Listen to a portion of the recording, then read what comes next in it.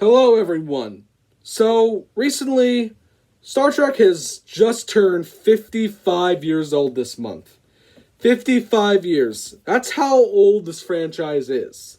And so, to celebrate it, I thought I'm going to rank their movies.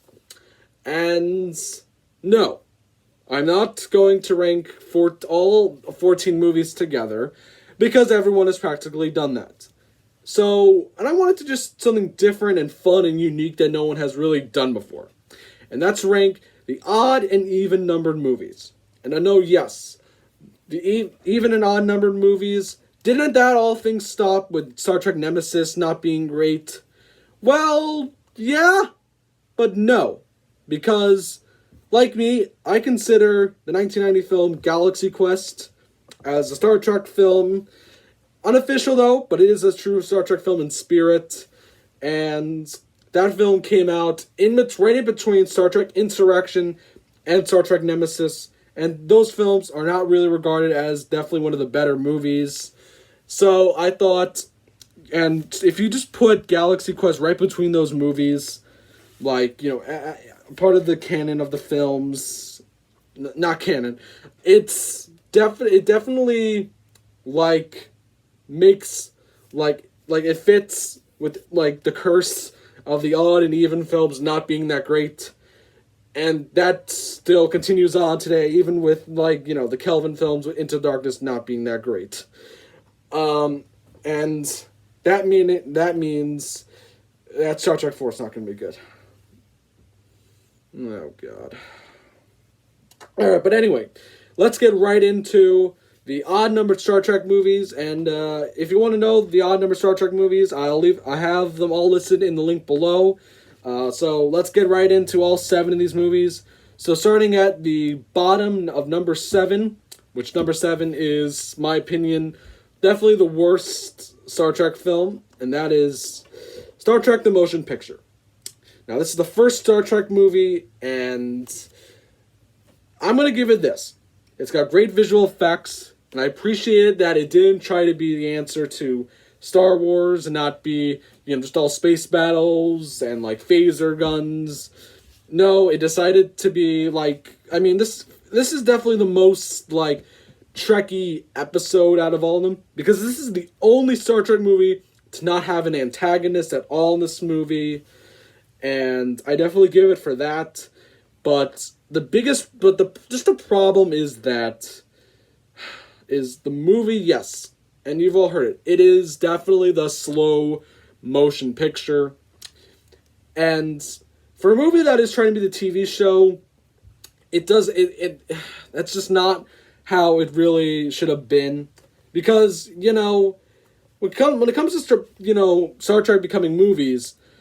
And yeah, Star Trek had its villains, and yeah, it did have its episodes where it didn't have any villains. But at the end of the day, it's a movie still. In a movie, you do, sometimes, in a movie like Star Trek, you do need, an antagonist. You still need, an antagonist to be put against the crew. And so, that's not what makes it, work at the end of the day. And another thing just that interesting to point out is that this is directed by Robert Wise. Probably the biggest director to helm a Star Trek movie. I mean, he's the guy that directed The Sound of Music, West Side Story. Those movies together, that's like The Godfather and Godfather Part 2 of, musical movies. He directed, some of the greatest science fiction films, like the original Invasion of the Body Snatchers and The Day the Earth Stood Still. So this is, a very big director they got. The biggest director for a Star Trek movie. And this would sadly be his very last film, even though he did actually some pretty good stuff with his life. He literally was the president of the Academy Awards. So he had a pretty good life after this movie.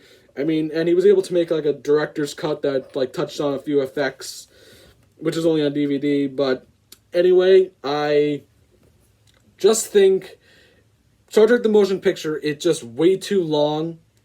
And because it's trying to be too much like 2001: A Space Odyssey. And at the end of the day, 2001: A Space Odyssey and Star Trek, they have similarities, but no. Because Star Trek is about characters, ideas, and morals.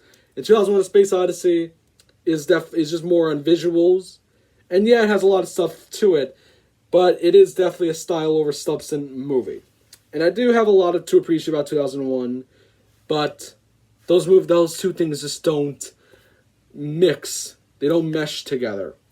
So, in my opinion, it's just not, to me, considered, like, this just doesn't, it's not really executed well. So there you go, that's Star Trek the Motion Picture, my least favorite out of the movies. Alright, now, throughout this one, these movies, I don't consider them really bad, but they're definitely, like, watchable, and definitely, like, not boring. So now on to number 6, which is Star Trek Insurrection. Yeah, poor Next Generation. These movies really didn't turn out well. Just at the end of the day, the problem with the Next Generation films is that they were trying to be too much like the original cast with their movies, and TNG and the original Star Trek, they're very just different shows, and the movies are different too. And so, I think at the end of the day, in my opinion, it wasn't the best idea to bring the TNG to film. And this is definitely the weakest one, because this definitely shows the biggest issue with the TNG movies, and it's that there's a lot of inconsistencies with, like, the TV show. Because I'm taking this from Red Letter Media, and if you have seen the Mr. Picklett review for this movie, he explains how, there's literally a different kind of episode, like, that has the same structure about removing people from a planet, and it had the same kind of plot, but Picard said no, but he definitely would try to, like, figure out a situation. But in this movie, it's basically, like, Picard is, going rogue, the crew they're going rogue just to save these people. And, you would feel sympathy because, because there are these people that live and they're immortal. But then the truth is that these people are a bunch of squatters. They're freeloading squatters on a Federation planet, and they want to remove, and the Federation just wants to remove them because they need that energy, because they think it can be used to save billions. And yeah, I know a lot of people say they could have been using it for, like, that whole Dominion War thing. But in the context of the film, the Federation just wants to help other people, and the people are just not really, like, interesting, and they're just dislikable. And just even having the sonar, which, spoiler alert, they turn out to be, like, Baku people who were, like, put on exile. And they should not even, I don't think they didn't even need the sonar, because they're not really, like, it would have been, it's more interesting if it's the Federation versus the Federation, So, and the effects are just really terrible in this movie. They're just not good. And it's also just, again, it's just, like, Picard not being Picard. It's just Picard just turning into Captain James T. Kirk at the end. That's who he just turns into at the end of this movie. And it's not well done, because, those are just different characters, and this is a different franchise. But, I mean, it's still watchable. I would watch this over the motion picture any day, but it's still not a very well-constructed movie. I mean, it thinks it's, it's deep, but it just isn't at the end of the day. Alright, now, number 5 is Star Trek Nemesis. Now, yeah, this really, there isn't really, a definitive bad Star Trek movie. It's either, Nemesis, Insurrection, Final Frontier, or the motion picture. And Nemesis is just always, it's such a... I think it's better in Insurrection in just a few ways. I think it has a bit more good ideas to it. But at the end, everything is just not executed well. And the spoiler alert... Data dies. I think everyone mostly knows that, and it's just not really, it's trying to be like Star Trek 2, but it just doesn't comes out. Like, when the movie ends, there's this feeling of, like, wow, I don't really, like, you feel, like, emptiness, because there's this great character, and he just dies, and there's, like, not much of a, like, impact on you, because that's the thing, this is meant to be, like, the last movie, and there's, like, not much of an impact. And this was just directed by a guy who just, like, like, this director wasn't even, like, passionate in Star Trek. He was just a regular director. And, like, literally on set, he had no idea what character was who. Like, he had no idea just, like, what he was doing.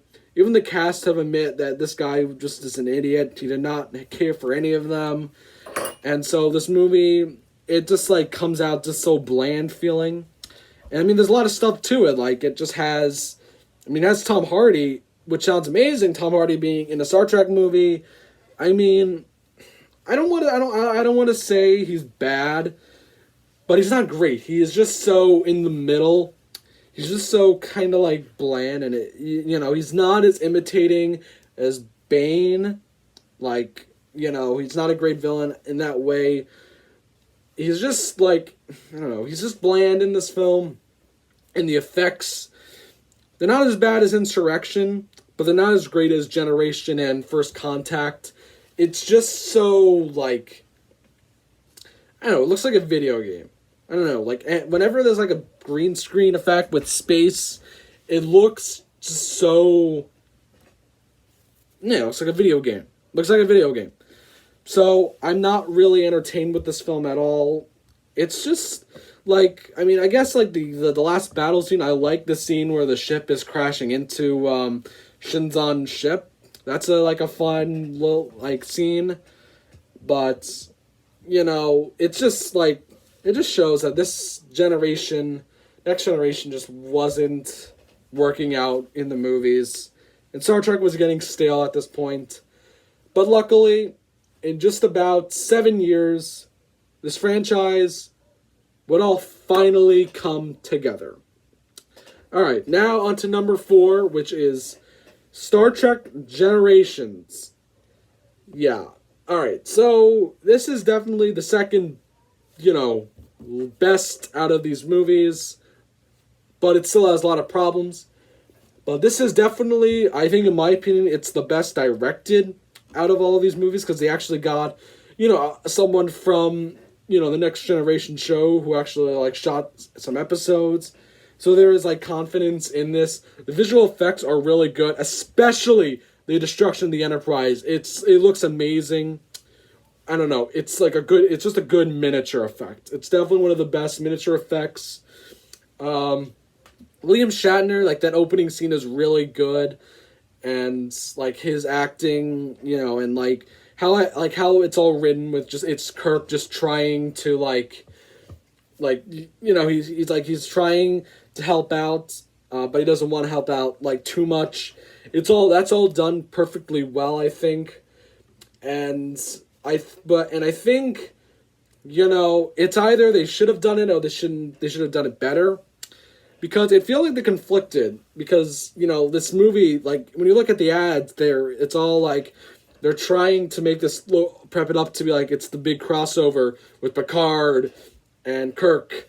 It's the TNG cast and the original cast coming together. Even though they've already done it before with, like, DeForest Kelley and James Doohan and even Leonard Nimoy. So it's kind of weird that they're just doing that. Yeah, like, because William Shatner, it's just kind of weird how he literally just shows up in this movie, and he's talking about eggs, his dog, his wife, and the clock that Bones gave him because of the Nexus. And he's like, no, and Picard's trying to convince him to fight. And it just goes on for too long, and there's a feeling that it's earned but not earned. Because Picard and, like, Shatner should have had more. And I would have loved to see, like, the idea. Because, like, I feel like, the way Kirk would have died is, like, that way with the Enterprise being destroyed. Like, I think almost how how his father died in Star Trek 2009. I think that's how maybe he would have died. But, yeah. Kirk coming back, absolute failure. And just the middle part, it kind of just ends up feeling like an episode. Because, like, the weird thing is, like, this does have a cinematic vibe to it. Again, I think it's great. It has a great direction. It's got great visuals. But the writing and the feel just ends up feeling like a episode. Like, just right after All Good Things. So it just feels weird. Like, it's just like another day. And, like, even so much, because, like, Picard just buries Kirk on the planet by not even, like, beaming him up to the bridge and giving him a proper funeral, because, like, this guy was, thought that, was presumed dead, and so he doesn't even get a funeral. And, like, Picard doesn't even, like, say, is like, he doesn't go back and is like, hey, it's like, I met Captain Kirk, and he was there in the Nexus. It's just so, like, he just comes back and it brings up his family book. And also, like, the Nexus just ends up feeling also just like it's a way to bring, like, Picard and Kirk together, since they're, like, literally, like, a century apart. And I think it does have, like, interest. People have, like, pointed out some interesting stuff, like how it's about Kirk and immortality, him trying to, like, Picard, who has kind of, like, lost his family in a fire, and now he's finding this way to go somewhere where that all has no problem. That's, like, good. I mean, Malcolm McDowell is, like, really good in it. He's a really fun villain, but at the end of the day, he is just kind of, like, he does feel somewhat bland, like, we don't know much. But Star Trek Generations, it's, like, a movie that could have been great, but it just, like, at the end of the day, I don't think maybe this wasn't the way they should have gone. Alright, so number 3, this is going to get really controversial, and that is Star Trek V, The Final Frontier. Now, Final Frontier, I think, is 100 times better than any of the next gen films or the motion picture, because, it's just, like, I like just sometimes dumb, so bad it's good films. And this is definitely, like, a so bad it's good film, because, it wasn't supposed to be. Like, it's just, like, the effects are really bad. I mean, if anyone knows the story, this is gonna have, like, these giant rock monsters that, the crew was gonna fight at the end. And that did not happen because the rock monsters, like, there was only one, and it just, like, all failed. It's like, the studio really just screwed Shatner with this film, because there would have been actually a great film about the crew finding God, even though it would have turned to find out that he's, like, an evil alien that's, like, killer and all that. Cybok, this whole stuff with Cybok is brilliant. I like that scene with, when they're on the Enterprise, and they're having all these visions with McCoy and his dad and Spock witnessing his birth. That's all executed really great. And the stuff with Kirk, Spock, and McCoy is really good. It's just that it's surrounded by a really clunky script, all because of the writer's strike. A lot of, like, union issues, with, like, trucks being blown up, like, issues, and just, like, effects in general. Like, this is definitely the worst, like, effects in the franchise. But, I mean, again, this is really just the studio's fault at the end of the day. Like, this movie, had a lot of cuts. I just do feel bad for this film, because it would have been good, and it just kind of ends up being a bit of a laughingstock. But there is a really good movie down there, but it's just executed with a really just bad ending with God just turning out to be an evil god and just a stupid head. All right, now for number 2, things are really going to get controversial, because when it comes to the odd-numbered Star Trek movies, this is considered the best one, and people are going to be disappointed with me, and that is Star Trek III, The Search for Spock, at number 2. All right, this film, I love it. I do love this movie. I think it has the effects are really great. Christopher Lloyd is amazing. I love how it is about the crew all coming together. to risk everything to go rogue just to save Spock, who they don't even know if he's like alive or not. And it's brilliant. But the problem is, Search for Spock is kind of a misleading title.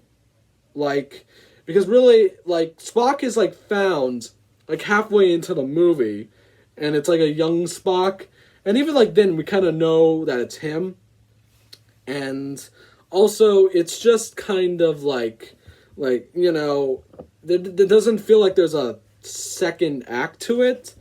Like, it feels like the third act is already there once they get to Genesis. Because if I was to rewrite this whole movie, I would really, like, because I would love it if it was the entire crew, you know, and Saavik and David on the planet of Genesis, looking for Spock, and I think, and as, you know, and, like, I would blow up the ship, like, around the middle of the movie, because then it's like this cat and mouse hunt around the planet with with Christopher Lloyd looking for the crew, and it would have been a great adventure that way in Genesis, and then kind of realizing how Genesis is all coming apart. I really thought that would have been amazing to do. For like, that would have been a great plot synopsis, and they had like, there was like other ideas, but this film does feel shortened down. It's like only like an hour and a half, and yeah, that's my biggest issue. And the villain, Christopher Lloyd, is played great in this film, but his character is a little bland at the end of the day, and he could have been, like, really good. And I'm sorry, that just ending scene with Kirk fighting him, that should have been Khan and Wrath of Khan. I don't know, I'm gonna bring that up in the next video. But, so yeah, that's Search for Spock, and I think you all know what Into Darkness is.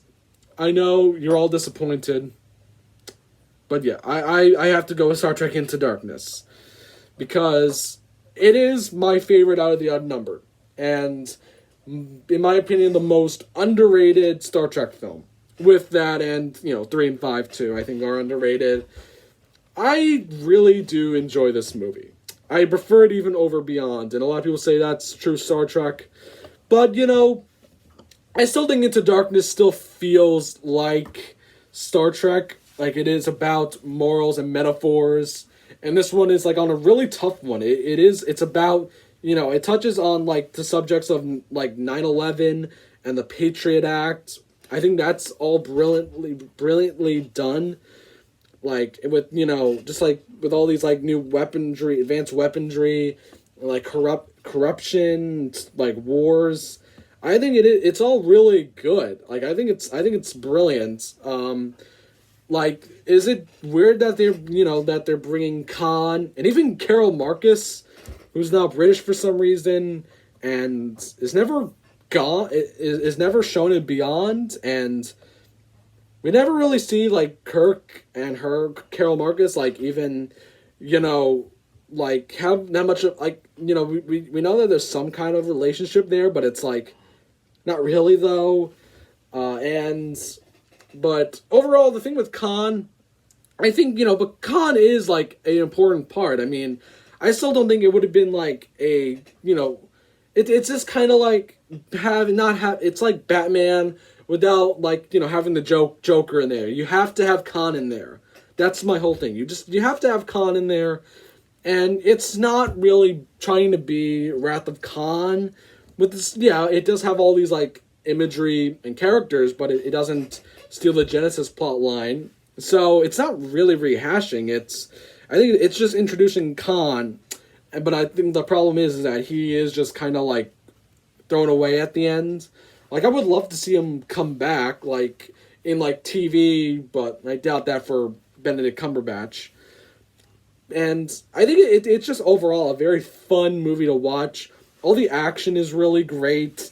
All the chemistry, especially from, like, Simon Pegg and Chris Pine and Zachary Quinto, are really great.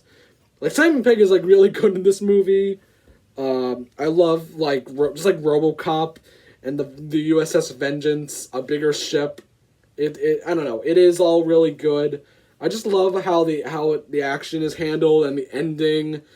It is a fun film. I really, like, it's a movie where I could put on and it's like, it definitely has a lot of great ideas, and it's entertaining at the end. It's such an entertaining Star Trek movie, and I enjoy it.